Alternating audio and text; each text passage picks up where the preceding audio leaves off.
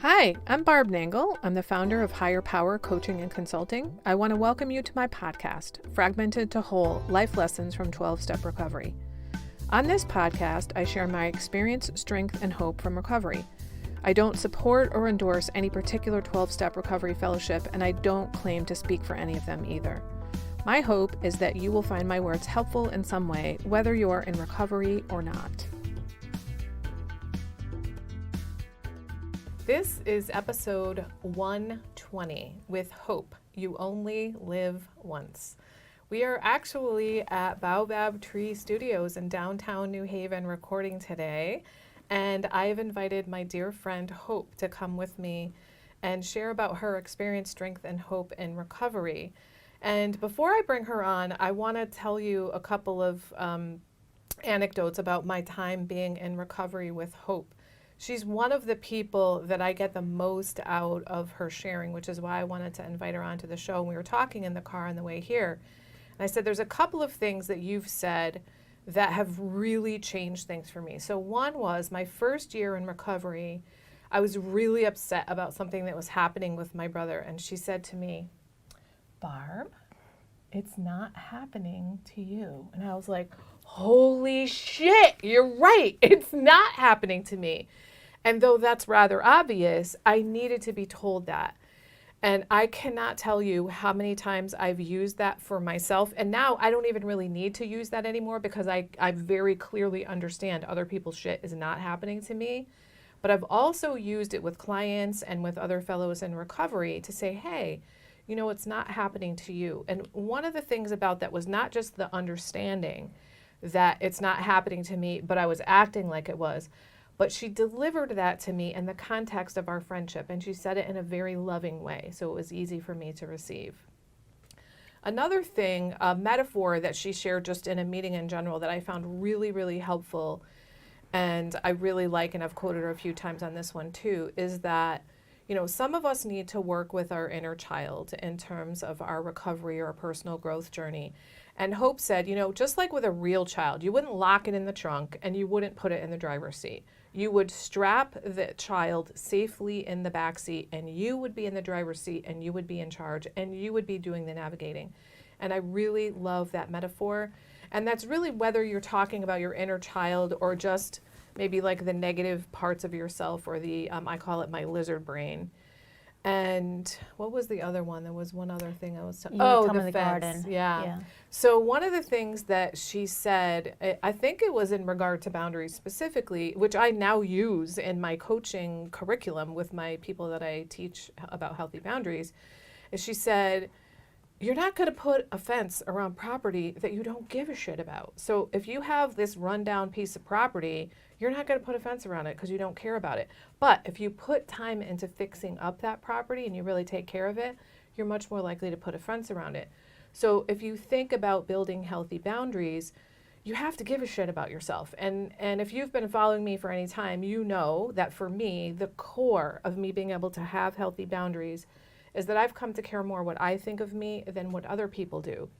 And what's really interesting about boundaries is that there's this cyclical process whereby you start to set boundaries and that makes you feel better about yourself. And because you feel better about yourself, it's easier to set boundaries. And then because you're setting more boundaries, you start to feel better about yourself. And so it goes on and on and on and on.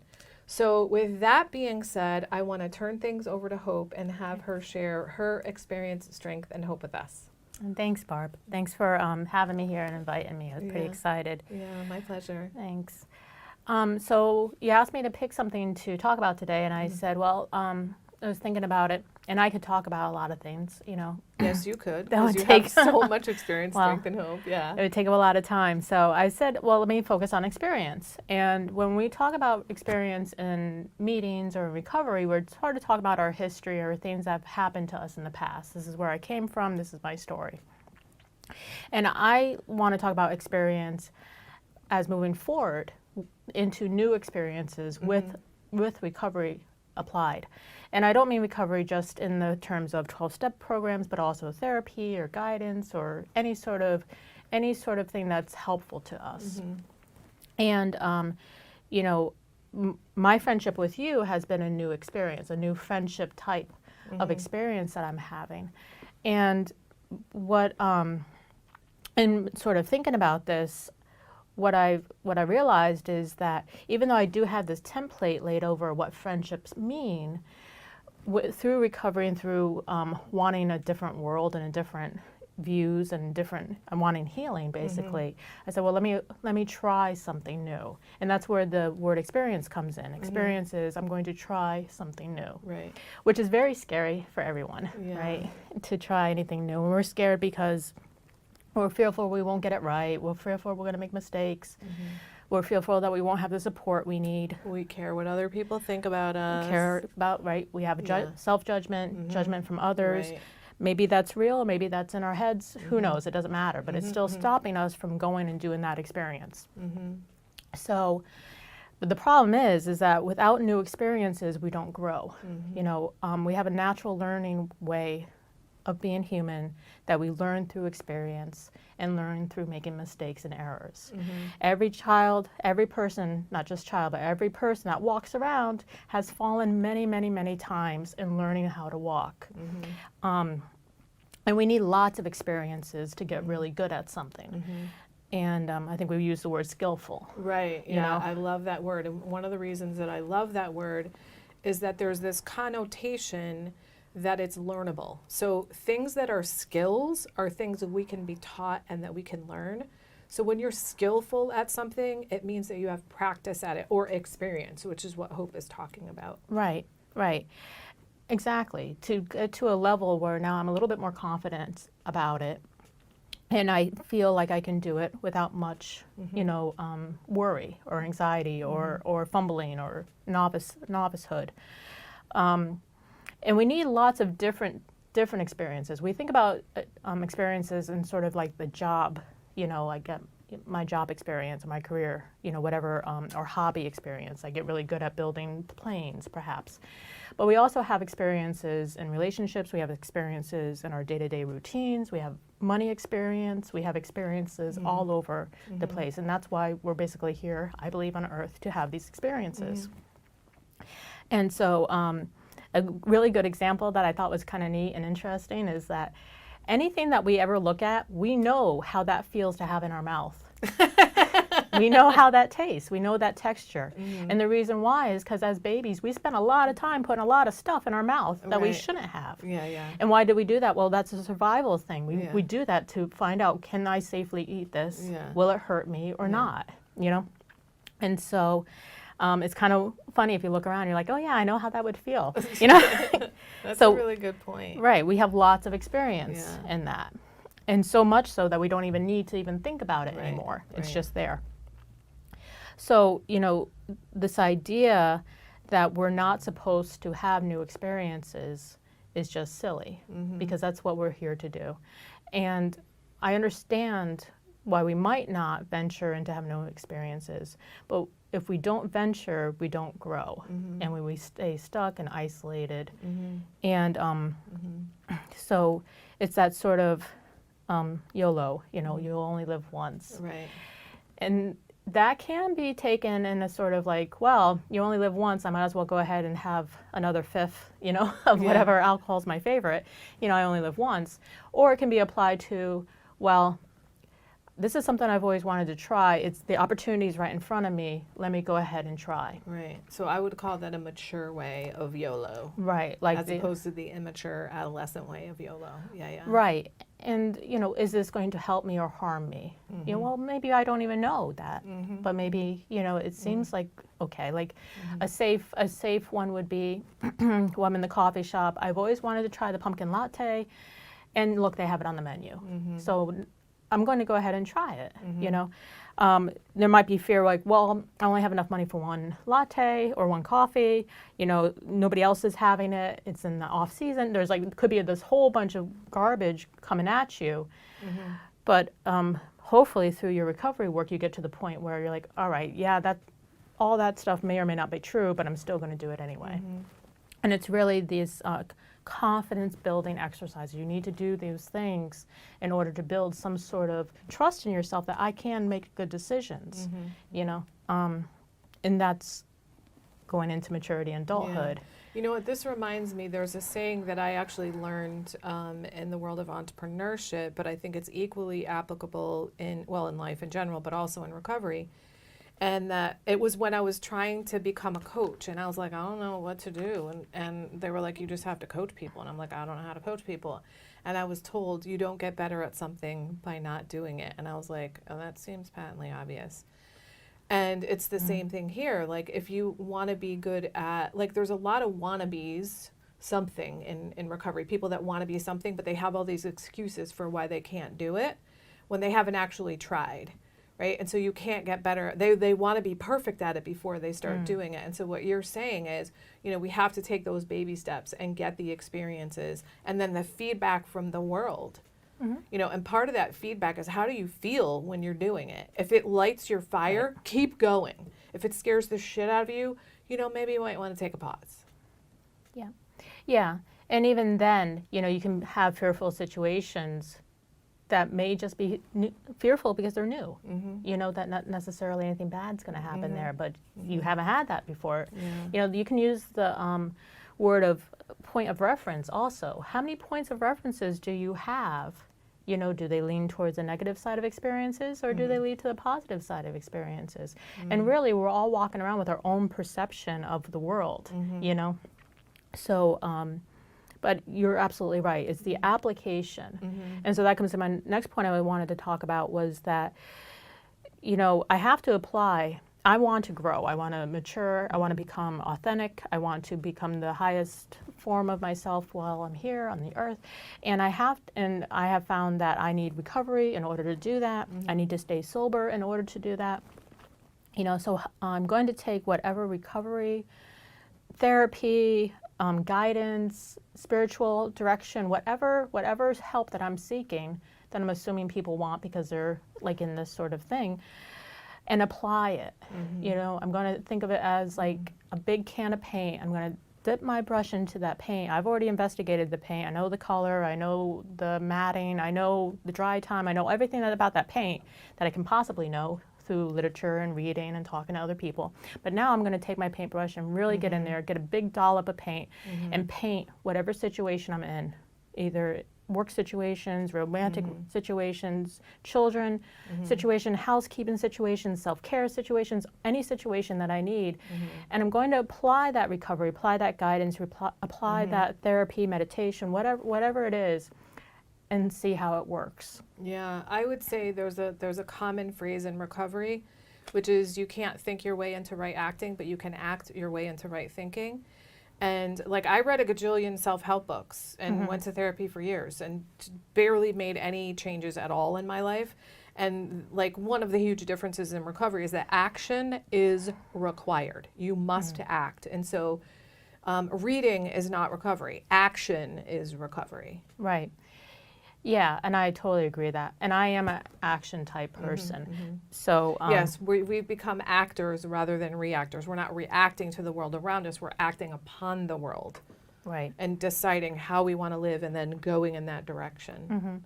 And it doesn't, you know, saying that doesn't necessarily mean that I'm like in this sort of egotistic state where nothing affects me. Right, of course not. That's not it at all. Yeah. It actually helps me connect safer and better and more deeply with people than I did before. Because before I was just like, oh my God, oh no, you know, just sort of like bouncing around. And now I can actually be present with people and not be so erratic, not be so hijacked with emotions, you know, just be really mindful. And when I'm more mindful in my experiences and my connections and my discussions with people, you know, I get better clarity, I get better understanding, I get better connection. I can offer my self-compassion and gentleness. I can offer that to other people too. And so, and that's part of my 12-step work with ACA. And then it goes back also, I mean, the experiences for me just goes across everything. So you're talking about the boundaries. That's your, you know, your coaching style is teaching about boundaries. And boundaries are really super hard to get. They're super hard to understand sometimes, but it takes experience like lots of experience with boundaries of saying no to people, especially people that you care about and don't want to say no to. You know, people that you want to naturally help, or you want to not see suffer or struggle or, you know, be disappointed. You know, and so having boundaries to then enforce, you know, having boundaries to remind people, hey, remember I said this, and also then the experience of respecting other people's boundaries. Yeah, that's you know, a big one. of how do I take the no? How do I take I can't help you right now? How do I take I'm unavailable? You know, what am I going to do with that? So experience, I would suggest that that it is a key element to recovery and healing, to have different experiences, allow friendships to develop, allow trust to be built, allow connection to happen. You know, and that's, if I want something different, I really have to do something different. Yeah, you know what just occurred to me when you were saying that is we're talking about change, like something has to change or some things have to change. And what just popped into my head is change is a huge part of the Serenity Prayer, which is like something everybody in recovery says and knows and probably says just about every day. Yep. And, you know, it's the courage to change the things I can change. And I would say that need to be changed, because for most of us, a lot of shit needs to change. Right? It did for me, sure. Right. And then, you know, the wisdom to know the difference between the things I can and cannot change. Because what we typically want to change is other people or people, places, and things. We want to change things that are outside of our control, but we haven't really looked at the things that are in our control that we can change. And what's interesting is once we start to get that and we start to make those changes, we see that all the other things around us change as well. And that's because, like, I love this metaphor of the dance, that if you're in a dance with someone and you change the steps, they've got to change the steps or the dance is over, right? So if you start changing the way that you are, then by your responding differently to different people, something is changing in your relationship with them. Yeah. Yeah, and I was just thinking about this earlier, actually, and getting prepared to talk here. And a lot of times we go into recovery perhaps for other people. You know, we go in there to say, oh, I need help dealing with this, you know, person that's causing me all this trouble. I want my brother to change, or my sister, or my boyfriend, or my lover, or my, you know, my I want them off my case, so I'm going into this, you know, whatever the case is. But it's usually not self-driven. It's usually not because I'm so miserable and I can't take it anymore. Sometimes it is, you know, but, and then what turns around and through meetings and recovery and time, you realize, oh, geez, I'm really not going to change them. It's really me that has to change. Yeah, and you know, it's funny, the way that you just said that made me realize, like, for me, the biggest thing that I learned in recovery, the most important thing, is my part in things. In other words, what was I doing to either create chaos or dysfunction or exacerbate the existing chaos and dysfunction that was going on around me. And what I've learned is that in many, many, many scenarios in my life that were problematic, I was the problem. And so there's this process that I learned that I actually teach people too, that's called 12-stepping a problem. And it's where you take a relatively finite issue or problem and you apply all 12 steps to them using this worksheet. And I've probably done that a dozen times. And when I pull out 12-stepping a problem, it's because something is really, really a problem and very difficult for me. 100% of the time, 100% of the time when I've done it, the conclusion is I'm the problem. And I'm not saying I'm a bad person. I'm saying there was something about myself that I didn't see that either made this little tiny situation way worse or created the issue in the first place. And often for me, it's that I have an unrealistic expectation that somebody should be, do, say, think, have, whatever, something that they're not. And that's me, like, I want the world to be different than it is. Well, it's not. Right. You know? So hearing you say that, and you are able to 12-step the problem because you've done it, and you've done it, and you've done it, and you've done it. So the experiences, And, you know, I totally relate with that. Like, you know, you cook it all down and You're I'm like, still "Damn standing. It's me. There's me having those unrealistic Right. expectations Right. again. And then also too, I think on a broader scale, sometimes society thinks you should be more experienced than you are. You know, what shame is, I should have already mastered everything. Oh, that's right. I haven't heard that in a long time. I love that. Right. And I mean, I hate it, but I love the acronym. Right. Yeah. Right. It's hate. I hate shame. Hate it. Ah. But you know, I remember being a young mother and just feeling really overwhelmed, as most young parents do, and not having the experience of having children, not having the experience of how to be nurturing to other people, not really knowing how to be supportive, really not knowing how to do much. Well, and the backdrop of that is that you grew up in a super dysfunctional family, so that you didn't have modeling of this is what nurturing, affirming parents with healthy boundaries do with their kids. True that. Yeah. Right, and thank you for that. And so yes, that is true. I didn't have the experience of being role modeled properly to, as a young mother, didn't have the experience of how to be a supportive, nurturing, you know, parent. Didn't really get that until late in the game when my kids were teenagers, and then sort of been called to task a little bit with a young adult saying, hey, how come you didn't do this and this and this? Yeah. And I'm saying I was unexperienced. I was Yeah. totally unexperienced. And not to say that's an excuse, but is that sort of thing where once you know better, you do better, you know? And we're called to task as humans to step up when we know, you know, when that light bulb of awareness goes on, to actually say, oh yeah, that's what it is. You know, make amends, say you're sorry for it, and correct your behavior, you know, as the amends to move forward differently. Yeah. Yeah. Yeah. But it's I encourage everyone to really stretch themselves, even if it's uncomfortable, you know, into different areas, even if it's just walking around your neighborhood that you're not too sure about, or trying different foods, or handling your money in a little different way, or, you know, whatever it is, to really expand on yourself the experiences that you have. Reaching out for help is another one too. Yeah, And that's actually, tough. when you said about the discomfort, I do want to say that there's really two different kinds of discomfort. So there's the discomfort that people put up with in terms of being like riddled with shame and guilt and caring so much what other people think. That's unhealthy discomfort. But then there's this discomfort that comes from stretching, from trying something new, from putting yourself in situations that you haven't been in before.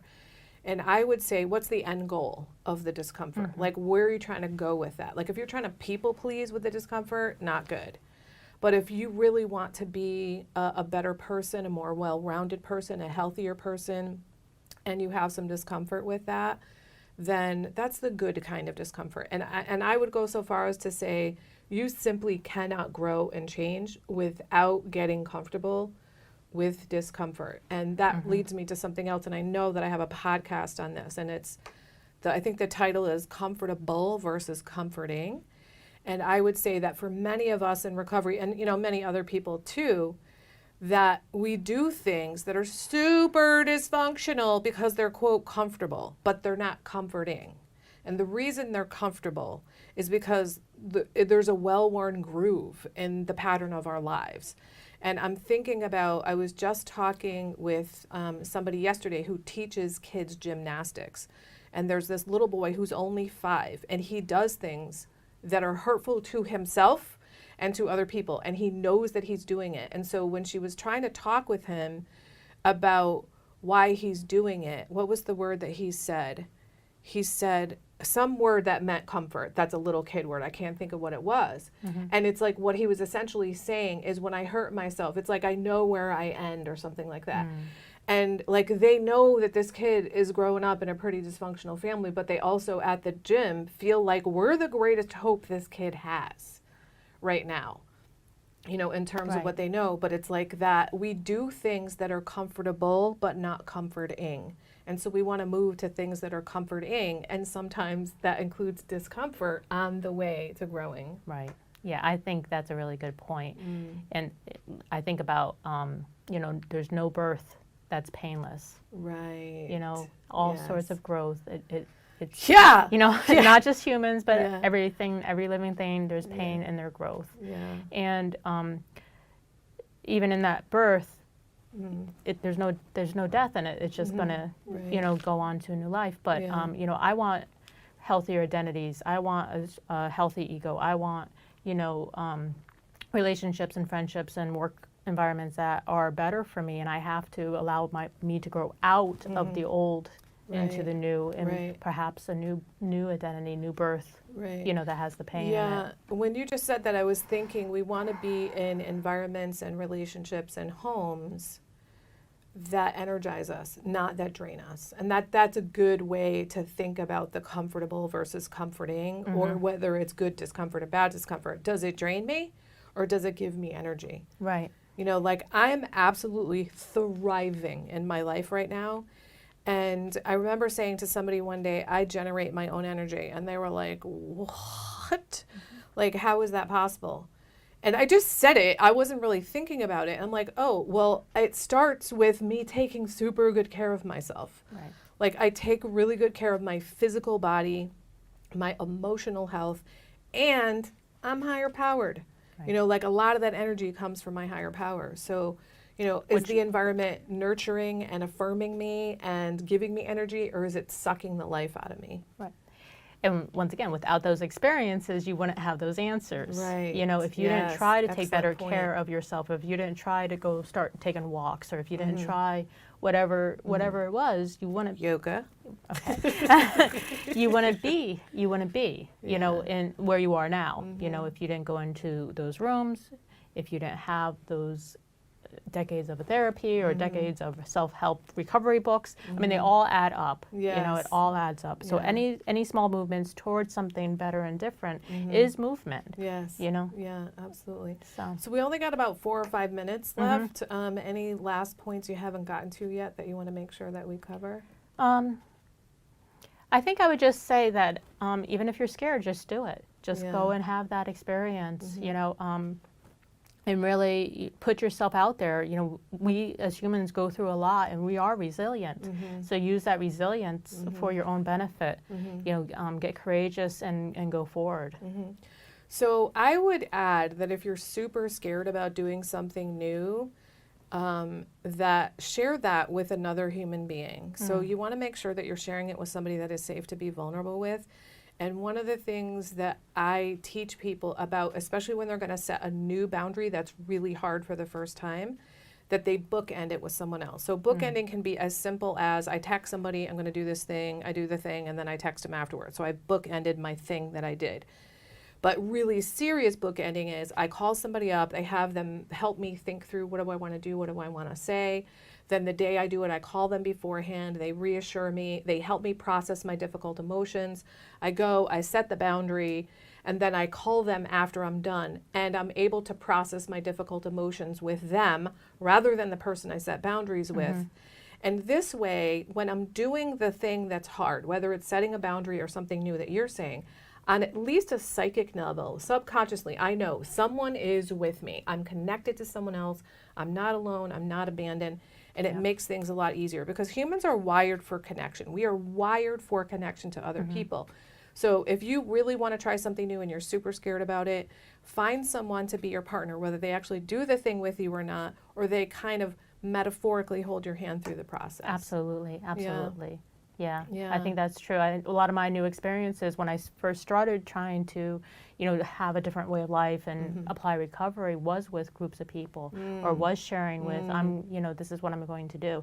I know both of us took solo trips, and so that wasn't with anybody else, but we shared, this is what we're going to do. This is what's happening. Right. And we stayed in contact on the solo trips with our people. Yeah, Right. absolutely. Yeah. So, just because you do something alone doesn't mean that you're, or solo, doesn't mean that you're alone in it. You can certainly ask for support or reach out to the help. Yeah, absolutely. All right. Anything else? No, I think that's it. All right. Well, thank you so much for coming. I really enjoyed this, and obviously, Hope and I could talk forever about recovery, and we've had many hours of conversations about recovery.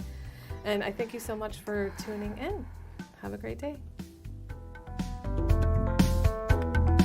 That's it for today. Please share this episode with anyone who might find it helpful. If you like what you've heard here, you might be interested in private coaching with me. If that sounds like you, then head on over to barbchat.net, where you can get on my calendar for a free 20-minute consultation to help you make lasting changes in your life, like I've made deep, lasting changes in my life. My ideal client is someone who is ripe for change, but I'll coach anyone who wants to be happy, joyous, and free. So if that's you, then go to barbchat.net and get on my calendar. I'd love to chat with you. Please like and subscribe to this podcast on your favorite podcast outlet. This helps other people find me. Thanks for listening.